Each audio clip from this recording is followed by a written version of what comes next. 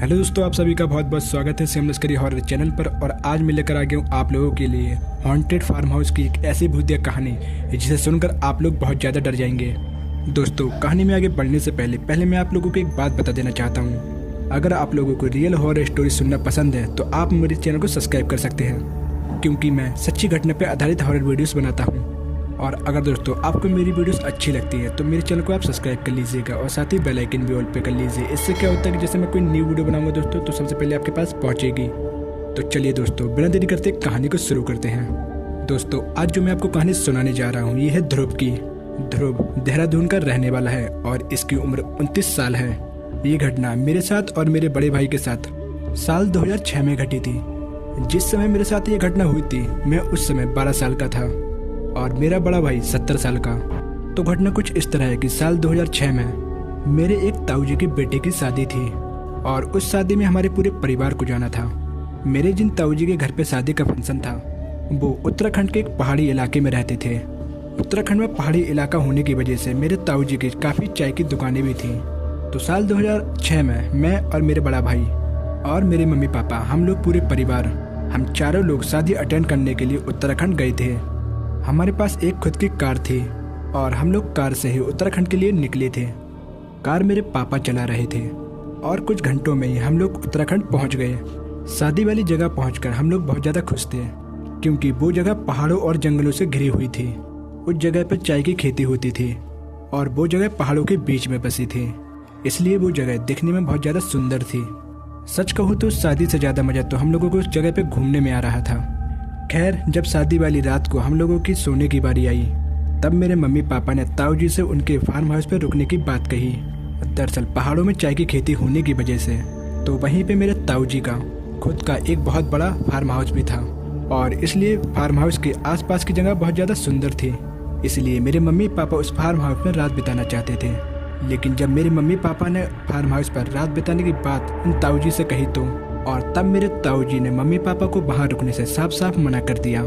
फिर ताऊजी के मना करने पर मेरे पापा ने उनसे कहा कि आखिर हम लोग उस फार्म हाउस पर क्यों नहीं रुक सकते, क्या वहाँ पर कोई परेशानी है। तब पापा की बात का जवाब देते हुए ताऊजी ने कहा उनसे कि हाँ, एक वहाँ पर परेशानी है जिस वजह से मैं तुम लोगों को वहाँ पर नहीं जाने देता। फिर ताऊजी की बात पर मेरे पापा ने उनसे कहा कि आखिर इस फार्म हाउस पर ऐसी क्या परेशानी है जो हम लोग वहाँ पर एक रात भी नहीं रुक सकते। तब पापा की इस बात पर ताऊजी ने बहुत सीरियस जवाब दिया। दरअसल हमारे यहाँ पे एक काम करने वाली औरत ने उस फार्म हाउस पर खुद की आत्महत्या कर ली थी, जिसके बाद से उस फार्म हाउस पर कोई भी नहीं रुकता है। लोगों का मानना है कि उस औरत की आत्मा आज भी उस फार्म हाउस पर भटक रही है। ताऊजी की ये बात सुनकर मेरे पापा जी ने उनसे कहा कि अरे भाई साहब, आज के इस मॉडर्न ज़माने में आप भी कैसी बातें कर रहे हैं। इस दुनिया में भूत प्रेत जैसा कुछ भी नहीं होता है, ये सब अंधविश्वास की बातें हैं। पापा की इस बात पे ताऊजी ने कहा कि मैं जानता हूँ कि आज के टाइम पर भूत प्रेत जैसी चीज़ों पर कोई भी विश्वास नहीं करता, लेकिन जब आप खुद इन चीज़ों को अपनी आंखों से देखते हैं और तब आप इनके अस्तित्व को नकार नहीं सकते। ताऊजी की बातें सुनकर मेरे मम्मी पापा बहुत ज़्यादा हैरान रह गए थे।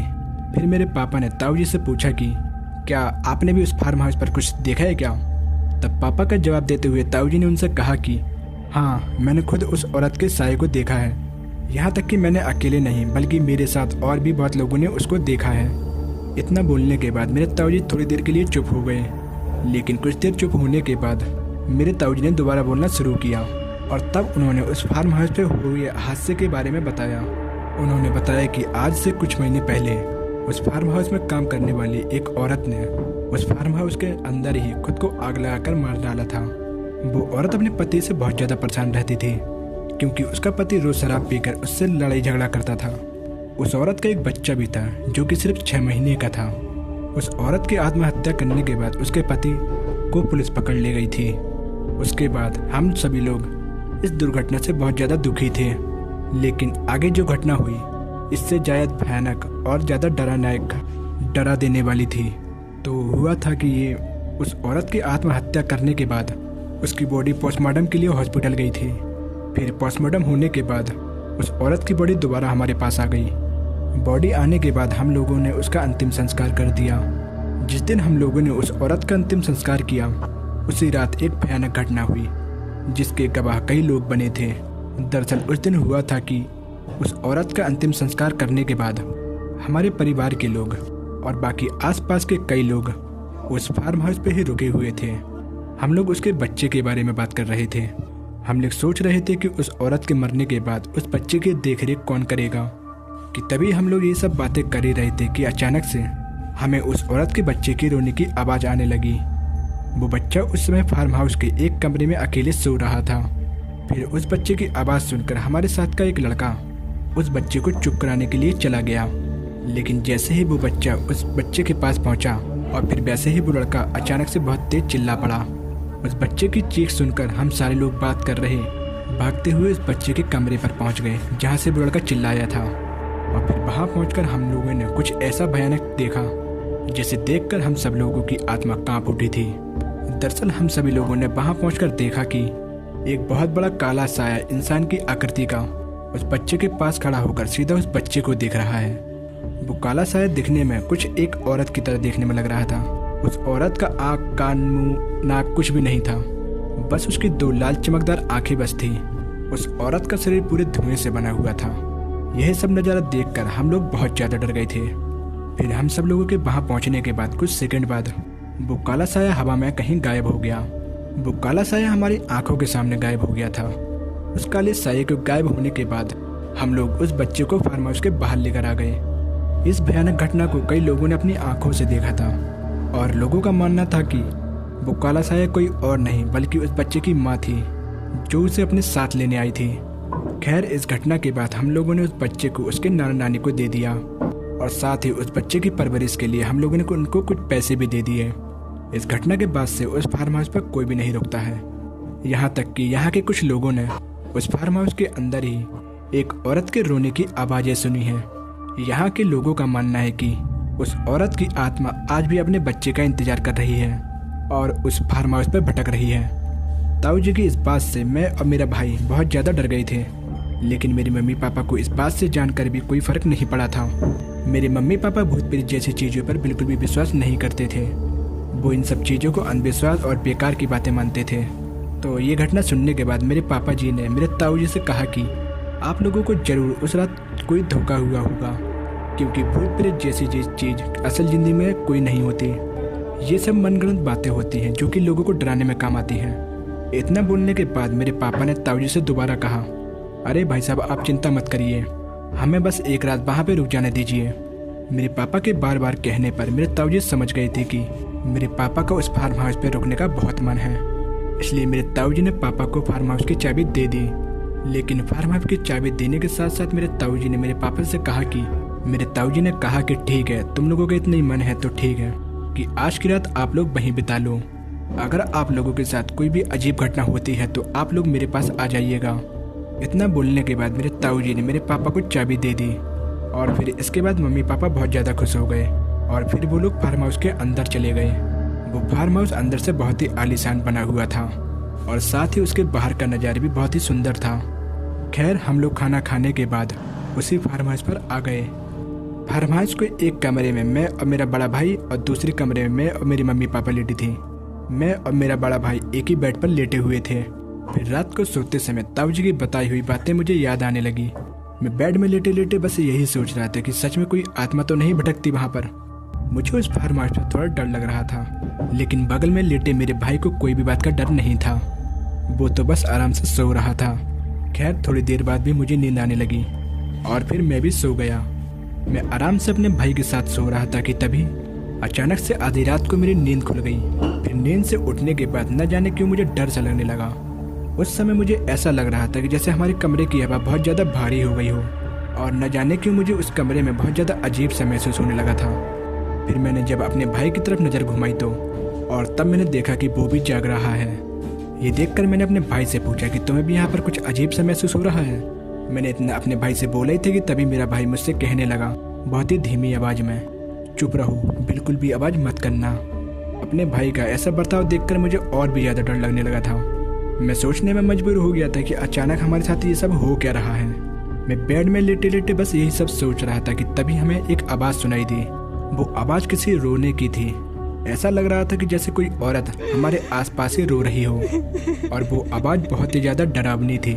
रोने की उस आवाज़ से मैं डर के मारे कांपने लगा था। औरत की वो रोने की आवाज़ काफ़ी दूर से आ रही थी। ऐसा लग रहा था कि जैसे कि कोई औरत फार्म हाउस के बाहर बैठकर रो रही हो। फिर धीरे धीरे वो रोने की वो आवाज़ हमारे पास आने लगी। ऐसा लग रहा था कि जैसे कि कोई औरत रोते हुए सीधा हमारे पास आ रही है। जैसे जैसे वो आवाज़ हमारे पास आ रही थी तो वैसे वैसे हमारा डर भी बहुत ज़्यादा बढ़ रहा था। डर के मारे हम दोनों भाई एक दूसरे से चिपक गए थे। फिर कुछ देर बाद एक समय ऐसा भी आया जब वो रोने की आवाज़ हमारे बिल्कुल कान के पास से आने लगी। उस समय हमें ऐसा लग रहा था कि जैसे कि कोई औरत हमारे बगल में आकर बैठकर रो रही हो। फिर थोड़ी देर बाद वो आवाज़ सुनने के बाद हम दोनों भाई जोर जोर से चिल्लाने लगे। फिर हम दोनों के चिल्लाने की वो आवाज़ भी बंद हो गई। इसके बाद हमारी चीख सुनकर हमारे मम्मी पापा भी हमारे पास आ गए। मम्मी पापा के हमारे रूम में आने के बाद हम लोगों ने अपनी पूरी घटना उन्हें बता दी। और बहुत ही ज़्यादा हैरानी की बात थी कि हम लोगों की बताई सारी बातों पर मम्मी पापा ने बहुत विश्वास भी कर लिया था। इस बात से मुझे ज़्यादा काफ़ी हैरानी हुई थी क्योंकि नॉर्मली मेरे मम्मी पापा किसी भी भूत प्रेत जैसी बातों पर विश्वास नहीं करते थे। इसलिए हमारी बात पर उनका विश्वास करना बहुत ही हैरान कर देने वाली बात थी। खैर, हमारी बात पूरी सुनने के बाद मम्मी पापा हम दोनों को अपने रूम में ले गए और फिर हम सब लोगों ने वो रात अकेले जागते हुए काटी। मम्मी पापा के पास होने के बावजूद भी हम लोगों को पूरी रात वो रोने की आवाज़ आती रही। रोने की वो आवाज़ फार्म हाउस के अलग अलग जगह से आ रही थी। कभी ऐसा लगता वो रोने की आवाज़ हमारे कमरे के बाहर से आ रही है तो कभी हमें लगता कि वही आवाज़ हमारे कमरे के अंदर से आ रही है। उस औरत के रोने की आवाज़ दिल दहला देने वाली थी। हमें पूरी रात वो आवाज़ सुनाई देती रही। हम लोगों ने बहुत मुश्किल से उस फार्म हाउस पर वो रात काटी थी। फिर अगले ही दिन मेरे मम्मी पापा मुझे लेकर और मेरे भाई को लेकर सीधा अपने घर आ गए। घर वापस आने के बाद मेरे मम्मी पापा काफ़ी ज़्यादा परेशान लग रहे थे। मम्मी पापा को ऐसे परेशान देखकर मुझे एहसास हो गया था कि उन लोगों को हॉन्टेड फार्म हाउस पर भी कोई भयानक घटना हुई है। घर पहुंचकर मम्मी पापा से मैंने कई बार ये बात पूछने की कोशिश की, लेकिन मेरे बार बार पूछने के बावजूद भी उन लोगों ने मुझे कुछ भी नहीं बताया। खैर, इस घटना के कई सालों बाद एक दिन मेरी मम्मी ने मुझसे कहा कि ध्रुव, तुम्हें याद है हम लोग एक शादी में उत्तराखंड के लिए गए थे ताऊ जी के यहाँ पे, जहाँ पर हम सब लोग एक फार्म हाउस पर रुके थे। मम्मी की इस बात पर मैंने उनसे कहा, हाँ मम्मी मुझे याद है। फिर इतना बोलने के बाद मेरी मम्मी ने मुझसे कहा कि क्या तुम्हें ये याद है तुम्हारे और तुम्हारे भाई के साथ उस फार्म हाउस पर बहुत ही भयानक घटना हुई थी जिससे तुम दोनों बहुत ज़्यादा डर भी गए थे। तब मम्मी की इस बात पर मैंने कहा कि हाँ मम्मी मुझे वो भी याद है। फिर इसके बाद मेरी मम्मी ने कहा कि तुम्हें पता है डरावनी घटना सिर्फ तुम्हारे साथ नहीं हुई थी बल्कि हमारे साथ भी हुई थी, जिस घटना से मैं और तुम्हारे पापा भी बहुत ज़्यादा डर गए थे। इसके बाद उस फार्म हाउस की घटना के बारे में मेरी मम्मी ने मुझसे बताते हुए कहा कि जब हम सब उस फार्म हाउस में सो रहे थे तब हमको भी किसी रोने की आवाज़ सुनाई दे रही थी, जैसे कि कोई औरत रो रही हो। उस आवाज़ से मैं बहुत ज़्यादा डर गई थी, लेकिन तुम्हारे पापा को बस यही लग रहा था कि फार्म हाउस के बाहर कोई पागल औरत बैठकर रो रही है। और फिर कुछ देर बाद मैं और तुम्हारे पापा सो गए थे, लेकिन नींद में ही मुझे एक बहुत भयानक सपना आया। सपने में मैंने देखा कि पूरी तरीके से जली हुई औरत हमारे बेड के ऊपर उल्टा लटकी हुई है। ये सपना देखते ही डर के मारे मेरी नींद खुल गई। मैंने उठ के देखा कि एक काला इंसानी साया हमारे पैर के पास खड़ा हुआ है।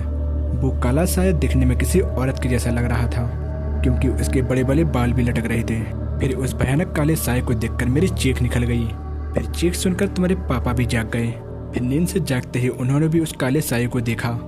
उस भयानक काले साये को देखकर तुम्हारे पापा भी बहुत ज़्यादा डर गए थे और तभी मैंने जोर जोर से भगवान का नाम लेना शुरू कर दिया।